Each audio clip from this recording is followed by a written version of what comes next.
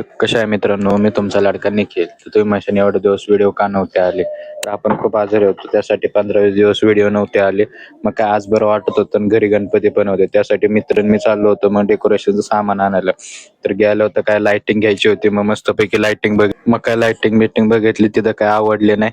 मग परत दुसऱ्या दुकानात गेलो, फुलं बिलं घ्यायचे होते. मग तर काही इथं ओळखीचेच काका होते, मग काय फुलं बिलं घेतली मस्तपैकी. त्यानंतर मग बाहेर आलो. बाहेर आल्यानंतर हे मंडपासाठी कापड घ्यायचं होतं. मग काय मित्राला म्हणलं थांब कापड घेऊ, त्याला पण घ्यायचं होतं, मला पण घ्यायचं होतं. मग ते घेतले. त्यानंतर बाहेर आलो, सगळे घेऊन जायनंतर मग काय स्वामींची मूर्ती घ्यायची होती. मग ते बसलो होतो तिथं बघत किती रुपयाला काय कसे काय. मग मम्मीला फोटो पाठवले, मग स्वामींची मूर्ती घेतली, ती घेऊन झाली.